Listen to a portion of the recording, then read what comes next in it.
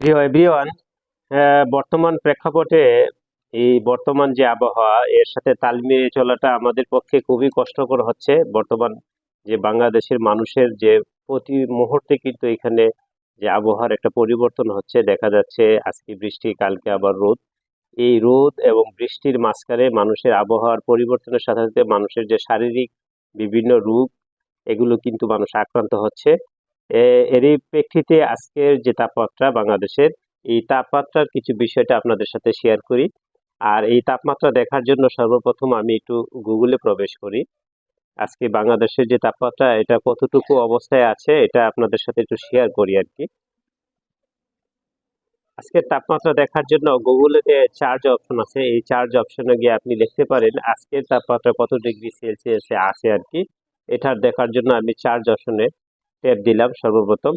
তো আমি যেটা দেখতে পাচ্ছি এখানে চার্জ অপশনে আজকের তাপমাত্রা, বাংলাদেশের তাপমাত্রা হচ্ছে কি 33 ডিগ্রি সেলসিয়াস। তবে আমি এখানে বিস্তারিত দেখার জন্য আমাদের এলাকার যে তাপমাত্রা এটার যদি দেখতে যাই, এটার জন্য সর্বপ্রথম এটার ডিটেলস দেখতে গেলে এটা আমি ভিউ অল ডিটেলস যেটা, এটাতে আমি ট্যাপ দিলাম। এখন এটা কিন্তু বাদাঘাট উত্তরের যে তাপমাত্রা যেটা এটার কিন্তু দেখাচ্ছে আর কি। আসলেই আজকের যে তাপমাত্রা এটা খুবই ভয়াবহ অবস্থা। অল্প কিছুক্ষণ আগে আমার দোকানের সামনেই একজনের অবস্থা খুবই আশঙ্কাজনক ছিল। তারপরে এই ছেলেটাকে আমরা 4-5 জনের দরাদরি করে তাকে কিছুটা সুস্থতায় ফিরে নিয়ে আসার জন্য চেষ্টা করেছি। শ্রমিক মানুষ, তবে যারা একটু কাজ করেন রোদের মধ্যে তাদেরকে বলবো আর কি একটু ফাঁকে ফাঁকে জিরানির সুযোগ নেবেন আর কি। কারণ শ্রম তো করতেই হবে, শ্রম দিতেই হবে। আর এই শ্রমের পাশাপাশি নিজের শারীরিক দিকটা একটু খেয়াল করবেন।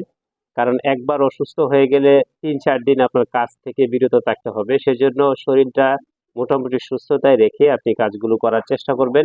আজকে বাংলাদেশের যে তাপমাত্রা এটা হচ্ছে 33 ডিগ্রি সেলসিয়াস এ পর্যন্ত আর কি।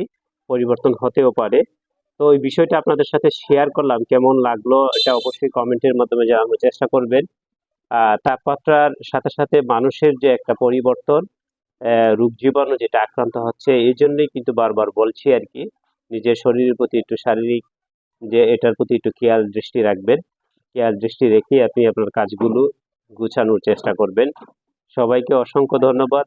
আর এই বিস্তারিত যে বিষয়টা আপনাদের সাথে শেয়ার করলাম, তাপমাত্রার যে অবস্থান এবং বাংলাদেশের 33 ডিগ্রি সেলসিয়াস পর্যন্ত আছে আর কি এ পর্যন্ত।